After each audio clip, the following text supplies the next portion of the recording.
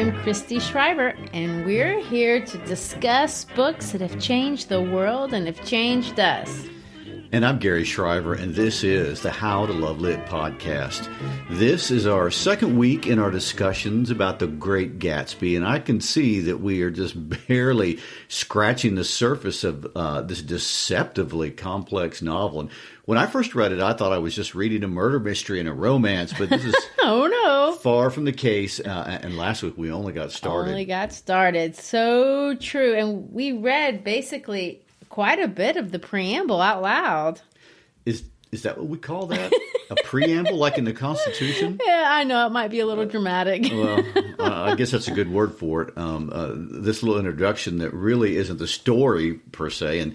And Nick establishes pretty quickly that this is a story about ethics and about morality and about money.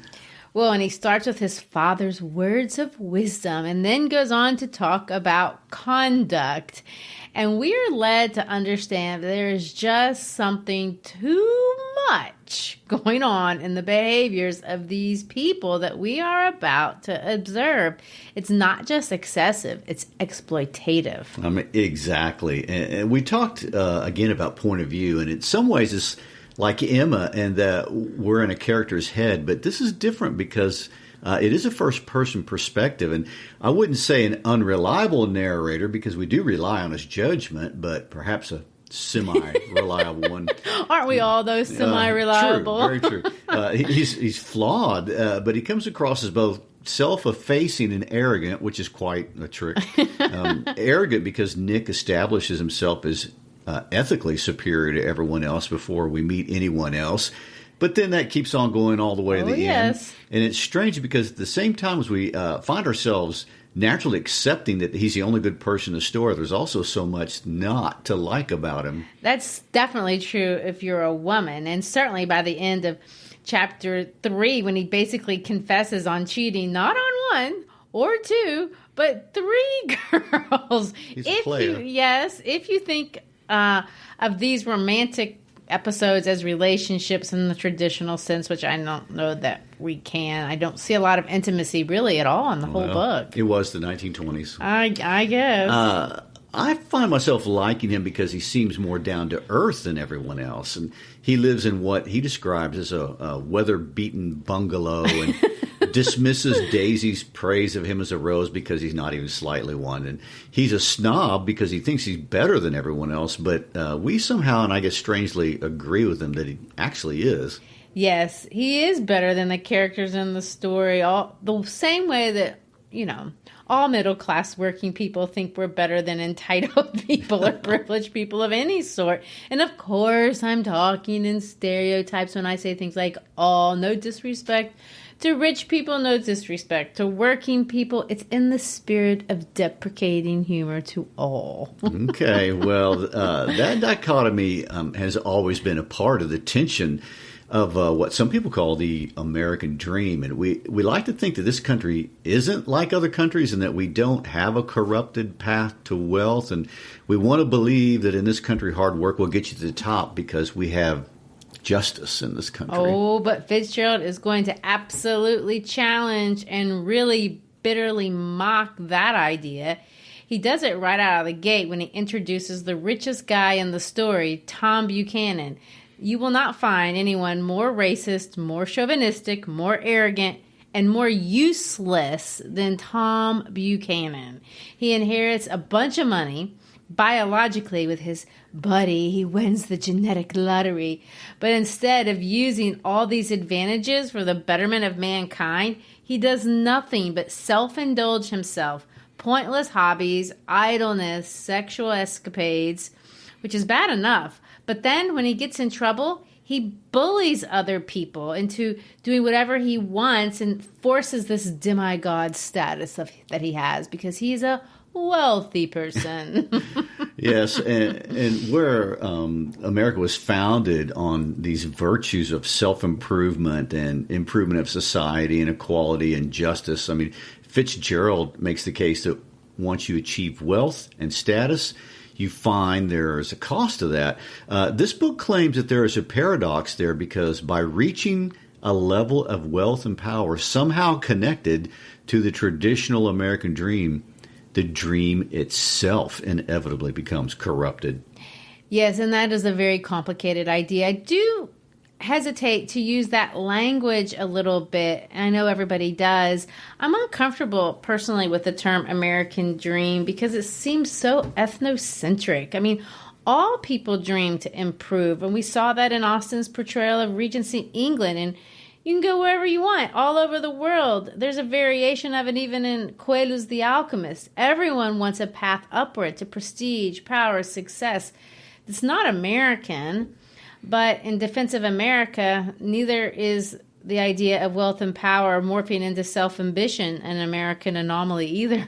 Right. And I would like to say what we said in the last episode, a point I made in that when people talk about the American dream, many times it's a social critic using the American dream as a straw man to beat up on American culture. So in that regard, Fitzgerald's really reflecting the times. But anyway, those are all universal issues. And Fitzgerald was very sensitive to the farcical nature of people. I love that word. He criticizes the corruption that seems to be inevitable with power. And he does it in an American context. And what I mean is that in this story, he illustrates human corruption through our American history and legacy that's notably religious and moralistic, and more than other places, honestly. And many, although not all of our founders, left Europe for religious reasons and attempted to build a system that would protect its members from the selfish ambition of wealth and power that's so innate in the human condition. It is a dream, and one Fitzgerald, who grew up the poorest kid in a rich school himself, expresses in this text as an allusion, the upper class, those titans who really hit the genetic jackpot by virtue of privilege or access in this book, are not bound by ethical law. Tom certainly isn't. No, he's not. In this story, the creators of legitimate wealth are illegitimate, and the man who gained wealth through criminal means or illegitimately seems not more ethical, but ironically more honest. I know, that is ironic, because the corrupt murderer is the honest one, because at least he owns his corruption. He's not pretending. There's no veneer of sanctimony in Gatsby, really. What makes us, in some sense, walk through these ideas with Nick, that narrator, because he goes in of the story, then he's going to come out of the story. Sometimes he's the old Nick telling us the story from the safe distance of middle of the West, but sometimes Nick is caught up in all the events himself, and he doesn't really have a clear idea of what he's looking at. This is particularly easy to see both at the end of chapter 2 and at the end of chapter 3. Well, this kind of reminds me of a great quote from the Gilded Age, which is before the time period we're in, where one prominent businessman said the difference between an honest politician and a dishonest politician, an honest politician will be bought and he'll stay bought. So there's the kind of morality we're swimming around in right here. No, it's not good. So there's one more thing to review before we move into chapter 2, and that is something I would have missed, all the ironic symbols. I mean, the Middle West represents middle class virtues, and the eggs, East and West, represent rich people. We've only met the East Eggers so far, and they're the old established families, the old money, so to speak, and they got their money the old-fashioned way. I wish I could get that. They inherited it. They have a pretense of getting it by honest means, and although who knows if that's true, the East Eggers have at least gotten their wealth through traditional means. I mean, the system has worked for them. We also talked about colors. How Fitzgerald uses traditional symbols but makes them mean the opposite of what they are supposed to mean. And that is difficult to keep in mind when you're reading this book. So white represents, instead of purity, it represents false purity. And red represents the opposite of love. It's violence and rage. And gold, which traditionally represents wealth, actually represents corruption. Are we going to get into more colors today? Yes, we are. I haven't. The colors make sense. I mean, of course, Daisy wears white. Everyone's supposed to think she's innocent, and she's just not. I do want to say that white is the far most mentioned color in the book. It's mentioned 47 times, and almost always, ironically. Yellow and blue are tied for second place, and we're really going to talk about those colors today because they're going to stand out in chapters 2 and 3. Each chapter really kind of highlights a different color. I did want to point out, though, before we get into all the colors, the funsy origins of Daisy and Jordan's name. Daisy, of course, is a white and yellow flower, so you get the color imagery there. But her last name is Faye, and that word has two meanings if you look it up wherever you look up words. I guess no one looks them up anymore in the dictionary. But the word Faye means a fairy. And, of course, she is, in a sense, that kind of fae, but it's also, and I didn't know this, somebody told me this, it's an old derogatory term for white people. So there you go. Bear that in mind. She is not what she appears. She is not innocent. She is nothing like that. Jordan, on the other hand, is named after two popular cars from the period, the Jordan and the Baker. And we will definitely talk more about her because, like me, she's not a good driver. Oh. Well, Christy, you don't have to be that honest. I mean, Christy isn't a terrible driver. She doesn't crash cars. She just has a small habit of dinging and scuffing them up. It's true. And she's met quite a few curbs and garage doors in her day. Sad but true, and more on that too, because cars in this book reflect their owners. So pay attention to how the cars are described, because that's going to mean something in every case. Now, on to chapter 2.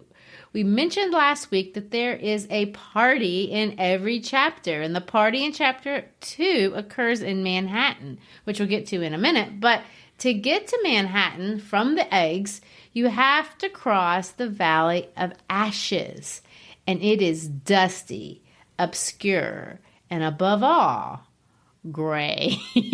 So, do you happen to know the number of references to gray by any chance? Of course I do. Okay. 16. Thank you very much. There's a lot of research on colors in this book. Tons of charts and diagrams that will answer just that question. Gray, though, seems to be the only color in the book that's not used really ironically. Lots of people make the connection between Fitzgerald's Valley of Ashes and T.S. Eliot's poem The Wasteland, which we might do later on. But even the biblical Valley of Death really is supposed to be associated with this place because there's a lot of biblical allusions in this book too. And that connection with this particular place is definitely there. Although I was telling you that this Fitzgerald takes jabs at all the groups of people. I like to tell my students that if we'd been living in this area, we would not be in the eggs and we wouldn't be in Manhattan. We'd be safely tucked away in the Valley of the Ashes. Yes. And he doesn't describe it very well. So Gary, give us your historical read on this section. The description of the Valley of Ashes has little to do with moving the plot forward, actually, and so much more about commenting on society, which, by the way, is something that's very strange about this book. In almost every book, I can't even think of another book where the symbols don't have to do with the obvious theme, because the obvious theme in this book is about repeating the past, but it has to do with the subtextual theme. So all the symbols are very subtextual, and they're also very political. Well, this book, to me, does feel very political, almost as much as Animal Farm or Fahrenheit 451. And it takes a political bent very obviously through Buchanan's racist rant and his reference to what notably even called the most racist piece of literature in the 1920s, titled The Rising Tide of Color by Lothrop Stoddard. And to this it's tied to this sharp, dark discussion of the Valley of Ashes. And from a historical perspective, it's interesting to really look at how agrarian the language is when talking about a really totally urban environment. And listen to what he describes. He says this: "This is a valley of ashes, a fantastic farm where ashes grow like wheat into ridges and hills and grotesque gardens, where ashes take the forms of houses and chimneys and rising smoke, and finally, with a transcendent effort, of men who move dimly and already crumbling through the powdery air. Occasionally, a line of gray cars crawl along an invisible track, gives out a ghastly creak, comes to rest, and immediately the ash-gray men swarm up with the leaden spades and stir up an impenetrable cloud which screens their obscure operations from your sight. You have to remember, if you want to talk about the American dream, you're talking about Thomas Jefferson's American dream. And it was his dream, really, of an agrarian state. Jefferson believed in the educated yeoman farmer as the backbone of the republic, and that cities where all the evils of mankind were most prevalent. And the road between the eggs and Manhattan is this. I mean, look how his dream is corrupted. I mean, it's ugly. It's grotesque. The men are ash gray. There's nothing happy there. Jefferson's dream has gone incredibly wrong here. It's decayed. Well, yeah, and it's going to get worse. Look at that billboard. And I like to tell my students, because we live here in the ash gray valley of ashes. Memphis. Yeah, that we, not just rich people, are targets of Fitzgerald's judgment in some sense, because we are the industry that is creating the wealth that is being siphoned off by this wealthy establishment that's both legitimate and illegitimate, both old money and new money. Those people, although they disdain each other, get along and agree on this point that they need to siphon off from of us. We go to our jobs and we just plod away endlessly and hopelessly. It also is even going to take an existential turn here that Kafka would appreciate. Oh, my. I know. And I'm not saying I agree with all this. I'm just saying Fitzgerald is portraying all this. Look here, overlooking the road, and specifically the garage where Wilson and Myrtle live. Remember, Wilson is described as a spiritless man, anemic and faintly handsome, and he's married to Myrtle, who we'll find out is Tom's woman, the one that called him during dinner. But overlooking their house is an advertisement. And you remember, advertisements advertise things. They seduce us to get things. But this advertisement is a very important symbol in the novel. It's the advertisement of an oculist. That's an eye doctor. Now, eyes, just all over this book, are important. You're going to see some, but track with me. So we're going to have here Dr. T.J. Eckelberg. The eyes of Dr. T.J. Eckelberg are blue. The glasses are yellow, but it's faded and it's old, so it's decayed as well. And it says this: his eyes are dimmed a little by many paintless days under sun and rain brewed on over the solemn dumping ground. Just like Fitzgerald uses colors to criticize and he uses cars to criticize, he's also going to use eyes to criticize. We're going to meet a man shortly that he calls Owl Eyes, and Daisy's eyes are going to provide insight later on. And Nick, we just saw in the last chapter, tries to avoid eyes, but now we have gigantic eyes. Later on, this is towards the end of the story, at the end of the story, Wilson is going to talk to this billboard and reference it as if talking to God. So he draws this, in this symbolism, this theological thing. We'll find out that Wilson is kind of personified God. He looks at this billboard with these eyes that look back at him, and he kind of thinks of it as being real, the same way kids impose personalities on a doll or a stuffed animal. He believes that those eyes are watching and judging him. But if Wilson thinks of these eyes as the eyes of God, the criticism here is deep, because Fitzgerald is criticizing those of us who live in the valley, those of us working people who attend church and pray to God. And he's suggesting that those of us who pray to God, it's just an illusion. We might as well be praying or talking to this lifeless, tired billboard. The eyes are blue. Blue is the color of peace, serenity, contemplation, order, the things that you look for in a divinity. But in this book, blue is always an illusion. Well, next chapter, we're going to see Gatsby's gardens are blue. These eyes are blue. It's made up. They're not real. Praying to God for Fitzgerald is just this vain attempt of an ignorant underclass projecting hope into their lifeless lives with this made-up illusion of gold, wealth, and essence. But it's not true. It's absolutely a human construct? At this point, is it safe to say that Fitzgerald is accurately reflecting the nihilism of post-World War I? I mean, it doesn't get harsher than that. Well, I mean, everything's under fire from Gatsby's point of view. So just don't take offense. That's right. Everybody takes a shot in this. And anyway, that's an extremely harsh criticism of Christian faith, which was really a big part of American culture during this time period, and really still is today. And there's a lot of religious language, even the phrase Valley of Ashes, which is reminiscent of the Valley of Death in the Bible, and it has obvious biblical undertones.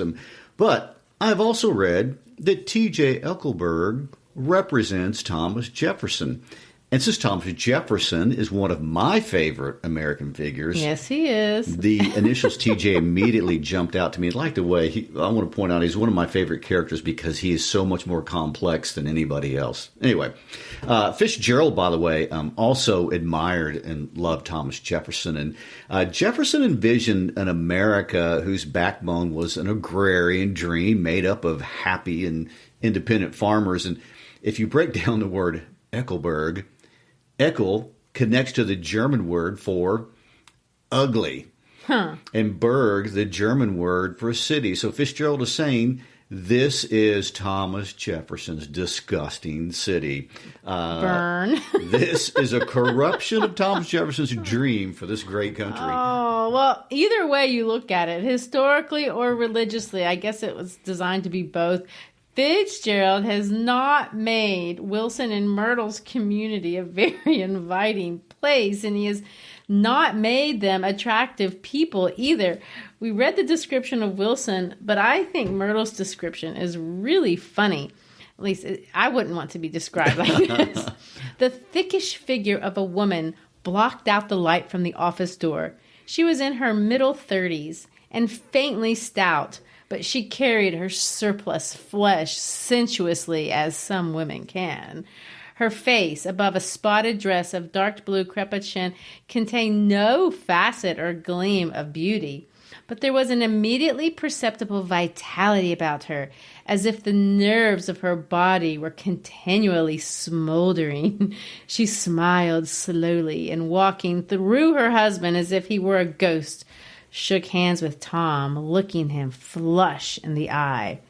Then she wet her lips. It's very sensuous and very unattractive.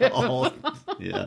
Well, it is. I mean, Tom tells her to get on the train, and she does. And from there, they all go to Tom's apartment in downtown Manhattan for a drunken party, which Nick has described this way. He says, I have been drunk just twice in my life, and the second time was that afternoon. So everything that happened has a dim, hazy cast all over it. I mean, that's a famous quote, but I think he's probably not telling the truth here. Seems to me he's drunk more than twice just in the book alone. Well, that's probably true. I told you he's unreliable. Mm-hmm. I wish we really had time to get into the weeds, because there's a lot of symbolism to decode here, and all the details of this drunken party with the McKees. It's very chaotic. Another well-known line from this chapter is when Nick is talking to Catherine, Myrtle's sister, and she tells Nick that Myrtle and Tom are not together because Daisy is a Catholic, and Catholics don't believe in divorce, to which Nick says, as a narrator, but not to Catherine, Daisy was not a Catholic, and I was a little shocked at the elaborateness of the lie. This chapter is set in the third setting of the novel, Manhattan. So look how we have this break that we started off in middle America that represents traditional values, integrity, hard work, honesty. But it's a quite boring existence. So then you have the eggs, and they represent wealth. But what does Manhattan represent? Well, it represents a place that is totally devoid of every sense of morality. It's enticing. It's seductive. Anything can happen. It's lawless. And in one sense, that's good. But it's also 100% obviously corrupt. Manhattan is where the big fortunes are created. It's where the deals are made, which we'll see next week. But it's also where we're going to see Tom stashing Myrtle in an apartment full of references to Versailles, but where he brutally just smashes in her face and breaks her nose. Yes, quite shocking when I read that. Well, it is, just because she mentioned Daisy's name. Okay, is it time to get to chapter 3? Yes. That is the one eternally immortalized in the movies. That's the first big party at Gatsby's house. I know, everyone loves it, and we should. It's Fitzgerald at his best. So many images, so many symbols. This is poetry. It's also where we finally get to meet Gatsby, not just look at him from far away as he's extending his hands. And look how colorful and how noisy everything is. Remember, the colors are symbols. So it's okay that the gardens are blue. You don't have to try to visualize that literally. Nothing really seems realistic in some sense to possibly visualize. But if the color of chapter 1 was white and the color of chapter 2 is gray, the color that comes out more than any other in this chapter is yellow. Traditional yellow or gold yellow represents enlightenment, gold represents wealth, but here both seem to represent corruption. This is a dream. And I may suggest, if you want to get biblical, which we already did with your imagery, because later on Gatsby is going to be called a son of God. This is the Garden of Eden. Except, just like everything else, Fitzgerald is ironic. So when the garden is blue, remember, blue is the color of an illusion, just like we saw with Dr. T.J. Eckelberg. This is no Eden. It's the illusion of one. Well, illusion or not, I would have loved to have attended one of those parties. No doubt. There is so much extravagance. I mean, all those crates of oranges and lemons being pressed by machines, but yet it still feels vulgar. I mean, I love the line where Nick says everyone conducted themselves according to the rules of behavior associated with an amusement park. I know. And that is pretty easy to visualize. There are just some things people do at amusement parks they wouldn't do anywhere else. We hope. But at an amusement park, since everyone is hot and sweaty and sticky and standing endlessly in line looking your worst, it seems okay to scream randomly with your hands in the air, walk around trying to get soaked by sprinklers and, eating candied apples and cotton candy and giant hot dogs on Gross. sticks. So Fitzgerald wants to portray this new money as vulgar, kind of in the same vein. Because even if people look rough in amusement parks, they also go through a lot of money there. And this is an undercurrent of everything being undignified and tacky, even amid a mass of wealth. And in this chapter, however, at least from Nick's vantage point, that really seems fun. Well, true. And later on, when we get to the second time that he has a party there and we see it through Daisy's eyes, some of that is kind of worn off. But here, we're going to look at it freshly through Nick's eyes, and it's so much sensory overload. This party has an orchestra with a whole pit full of oboes and trombones and saxophones and violas and cornets and piccolos and high and low drums. It has people swimming. There are cars parked 5 deep. The cocktails are described as floating. It's noisy. It's full of laughter. There are, and I quote, enthusiastic meetings between women who never knew each other's names. Enthusiastic. We can do that. Nick, by the way, wears white. There's your color to the party. And he decides to get drunk out of awkwardness, which is a funny confession and may give credence to your suggestion that he may have gotten drunk more than twice in his life. Mm-hmm. But as he walks around the party, he hears rumor after rumor about Gatsby, this person that no one knows, but most are fairly sure he killed a man. And we meet a guy Nick calls Owl Eyes, and Jordan delivers one of those memorable lines. This is one of my personal favorites. I love this. She tells Nick, I like large parties. They're so intimate. At small parties, there isn't any privacy. That's a great example of a paradox, by the way. Exactly. Wow, what a great thought. And why does that line stand out to you? Because it's a feeling I understand completely and an opinion I disagree with entirely. Oh, okay. I mean, it's a paradox because you don't think of large parties as being intimate because they're so full of people, but they actually are. If you go to a large party or to a concert, think of it that way, you will likely walk away only having talked to the people that you came with. You may not have met a single new person, even though the venue's crowded. Jordan likes that because she can hide, but unlike Jordan, I prefer small parties where you walk away feeling like you met new people and you made new friends because, well, they just couldn't hide from you. What kind of parties do you like? I like both, I guess, honestly. And as a musician, I love playing in the band at a large party because people are having a lot of fun. It's always great fun to be around that. And I enjoy that, but I also like to mingling, but maybe not as much as you do because, honestly, you're about 200% extrovert. Well, the heart of the plot in this chapter is meeting Gatsby. We figure out it's Gatsby because he has this awkward catchphrase that no one else uses. He uses this real archaic phrase, old sport. Old sport, not, okay. Well, now, the phrase itself, I'm thinking, is really meant to suggest that Gatsby's trying to sound British. Oh, you think so? Yeah, we'll find out later that Gatsby attended Oxford, and sport is a word, in my understanding, that upper-class people use to refer to each other. And I think even today I've heard it used by Australians, but it really isn't an American expression. And if I were guessing, I would think Gatsby met a bunch of rich people at Oxford, and they use it, so he thought it was a thing rich people said, and he incorporated it in his persona. But it sounds strange coming out of the mouth of an American. Well, that's a pretty interesting explanation, and it's obviously a trap that Gatsby falls into more than just with that phrase.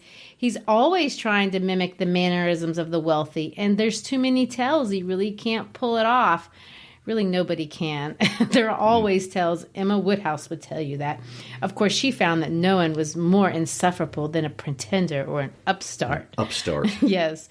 But I will say that Fitzgerald challenges Emma a little bit on that. Gatsby is a pretender and he is an upstart, but his attempts at hiding his humble upbringings are obvious. They almost appear, I don't know, childlike. They're naive, and he definitely doesn't snub people like Mrs. Elton, that's for sure. In fact, my favorite thing about Gatsby comes out in this chapter. I actually really think about this quote from time to time because it's something I personally aspire to be, and I love the way Fitzgerald says it. I want to read it. Now, Nick has been stumbling around all night trying to find Gatsby, and eventually he's approached by a man who references World War I. They were both in the war together, and the man references his hydroplane he just purchased. He invites Nick up in it, and then we find out he's Gatsby. Nick apologizes for not knowing who he is, but then he describes Gatsby, and I want to read it to you. This is what he says. He smiled understandingly. Much more than understandingly. It was one of those rare smiles with a quality of external reassurance in it that you may come across 4 or 5 times in life. It faced, or seemed to face, the whole external world for an instant, and then concentrated on you with an irresistible prejudice in your favor. It understood you just as far as you wanted to be understood, believed in you as you would like to believe in yourself, and assured you that it had precisely the impression of you that, at your best, you hoped to convey. I absolutely love those words. What a beautiful way to talk about hope and lack of judgment. It's the way I want to look at people. You see the best of them. You overlook the worst. You see them exactly as they want you to see them, and you smile. What an awesome gift to give to somebody. Don't you agree? Yes. Well, and people who have met President Clinton say he has that gift, that when he shakes your hand, he makes you feel like you're the most important person in the room, and he has your undivided attention. Well, that's the skill that got him elected president of the United States. Talk about a rags to riches story that's the American dream gone right. from a single mom household in Hope, Arkansas, to the White House in Washington, D.C. Even Fitzgerald must concede that there are not many places in the world where somebody can pull that off. Well, there's no charm doubt. or no charm. Yes.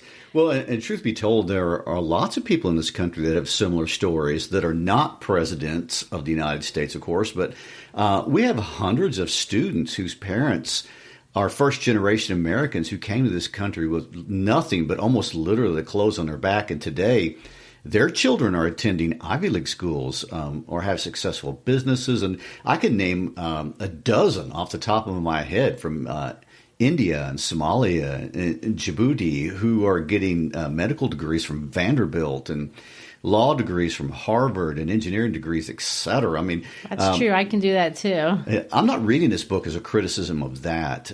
What Fitzgerald challenges is what happens to the next generation, which is super interesting. What happens to us when we get the money? Will we be poisoned by the foul dust, I like that term, of greed and corruption? And in some ways, Fitzgerald himself is that Bill Clinton rags to riches story, except 2 generations in. I mean, his grandparents had something in common with our students. His parents immigrated from war-torn regions around the world, and Fitzgerald's grandparents were straight 1850 potato famine Irish, to use Fitzgerald's own words. They came to America and made money in a grocery business, enough to pay for their grandson to attend expensive private schools as well as Princeton. And unfortunately, his father was a poor businessman. His mother was weird. Apparently, she did things like dress and behave oddly in public. And his parents weren't wealthy. So also, like Eric Blair, also known as George Orwell, he felt like the poor kid had eaten. Aww. Yeah, he could be amongst the rich, but not one of them, really. And while being in the service, he met and fell in love with a girl named Zelda Zaire. And she's the daughter of a judge from Alabama, but she refused to marry him, although apparently she loved him, too, because he was too poor to marry. And Fitzgerald has this funny line that he wrote in a personal notebook once, and it said this: "I didn't have the 2 top things, great animal magnetism or money. I had the 2 second things, though, good looks and intelligence, so I always got the top girl." Well, Fitzgerald, except you didn't get Zelda until you could make bank. But, he didn't even resent that attitude that she had toward him. It's almost like he understood and would have done the same thing if the roles were reversed. I don't want to talk too much about Zelda because we'll save that when we talk about Daisy later on. But the point to make here is that by 1919, Fitzgerald had the girl because he had turned his fortune around. And now he had, to use your phrase, one of those top 2 things. Mm-hmm. I mean, his first book, This Side of Paradise, which, by the way, was heavily biographical, was an astounding success. He not only became rich, he is now famous. If the purpose of money is to realize the promises of life, that's what Fitzgerald said, then, the money and Fitzgerald's first breakout novel, which ushered in the Jazz Age, did for Fitzgerald what Gatsby was trying to do. And by the way, Gatsby pulled all this off before he was by the time he was 23 years old. Go Gatsby. You don't want to peak too early, Well, he did peak. And yet, let's bring this back to the close of Chapter 3 of The Great Gatsby, because there is a connection between Fitzgerald's life and here. Even here, when we are at the peak of Gatsby's glory, this beautiful garden of illusion where everything overwhelms Nick with its sensory overload and color and sound and money, look what Fitzgerald does. He ends the party with a car crash. And then he ends it after that with a car discussion with Jordan, who, by the way, like we said, is named after cars. Now, everything is symbolic. You can't get past that. Everything. Okay. Noted. The cars in this book represent the people who drive them and the lives they're leading. Looky here. George has a dust-covered, dilapidated vehicle, poor thing. Gatsby has this crazy, overblown, gaudy car, which is this cream yellowy color. yellow plus white. Tom has a classy blue car, but he drives it very carelessly. Although we won't notice this until later, but Daisy is the most careless driver of all. We'll see that at the end. But what we have to notice that Nick doesn't have a showy car. He doesn't have a colorful car. He has an old Dodge. That's Middle West for you. Okay. At 2 a.m, here we are at the end of Gatsby's party. And this is so funny, and there's so much irony here. He's going to end the party with a car crash, and it's really a funny event. If you haven't caught on to Fitzgerald's humor, this is a chapter that it's a great place to see it. There are so many one-liners that are just funny in that deadpan sort of way. And here's a funny line. Jordan's undergraduate, who is now engaged in an obstetrical conversation with 2 chorus girls and who implored me to join him, I went inside. That's a funny way to say this college kid is trying to seduce these 2 chorus girls and he wants Nick to help him out. I mean, it makes you chuckle once you understand what he's talking about. I know. Who uses the word obstetrics like that? Right. There's a lot here that's funny and understated like that. I mean, husbands and wives are yelling at each other, wanting to leave, wanting to stay. But let me read this. A dozen headlights illuminated a bizarre and tumultuous scene. In a ditch beside the road, right side up, but violently short of one wheel, rested a new coupe which had left Gatsby's drive not 2 minutes before. The sharp jut of a wall accounted for the detachment of the wheel, which was now getting considerable attention from half a dozen curious chauffeurs. However, as they had left their cars blocked the road, a harsh, discordant din from those in the rear had been audible for some time and added to the already violent confusion of the scene. A man in a long duster had dismounted from the wreck and now stood in the middle of the road, looking from the car to the tire and from the tire to the observers in a pleasant, puzzled way. See, he explained, it went in the ditch. The fact was infinitely astonishing to him, and I recognized first the unusual quality of wonder, and then the man. It was the late patron of Gatsby's library. How'd it happen? He shrugged his shoulders. I know nothing whatever about mechanics, he said decisively. But how did it happen? Did you run into the wall? Don't ask me, said Owl Eyes, washing his hands of the whole matter. I know very little about driving. Next to nothing. It happened, and that's all I know. Well, if you're a poor driver, you oughtn't to try driving at night. But I wasn't even trying, he explained indignantly. I wasn't even trying. An awed hush fell upon the bystanders. Do you want to commit suicide? You're lucky if it was just a wheel, a bad driver, and not even trying.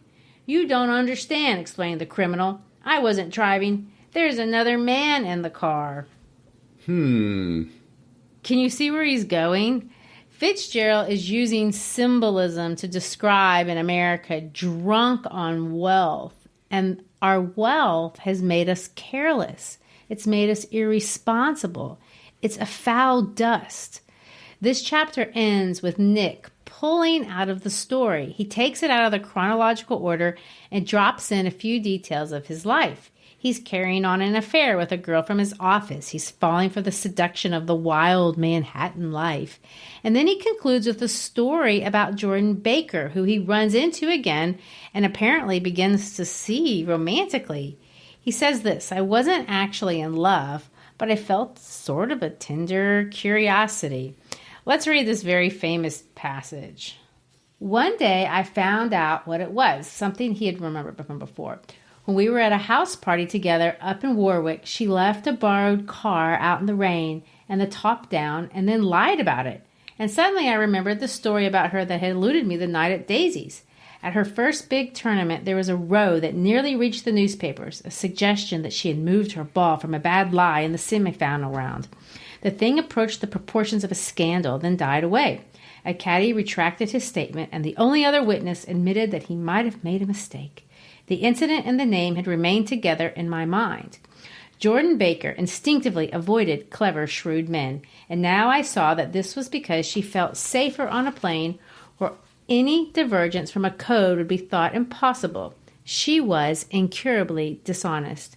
She wasn't able to endure being at a disadvantage, and given this unwillingness, I suppose she had begun dealing in subterfuges when she was very young in order to keep that cool, insolent smile turned to the world and yet satisfy the demands of her hard, jaunty body. It made no difference to me. Dishonesty in a woman is a thing you never blame deeply. That line just cracks me up. I was casually sorry, and then I forgot. It was on that same house party that we had a curious conversation about driving a car. It started because she passed so close to some workman that out-fender flicked a button on one man's coat. You're a rotten driver. Either you ought to be more careful or you oughtn't to drive at all. I am careful. No, you're not. Well, other people are. What's that got to do with it? They'll keep out of my way. It takes two to make an accident. It takes two to make an accident. Does it? Well, and then there's Nick at the end of this very chapter talking about his romantic escapades with these three women. And then after he tells us that he has these three women, he makes this claim and says that he's one of the few honest people he has ever known.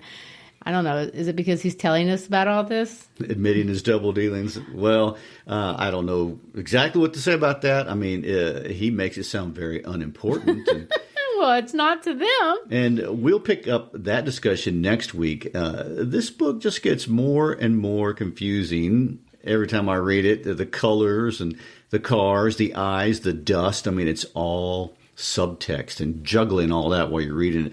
So that's the hard part. But anyway, thanks for listening. We hope you've enjoyed this discussion with us.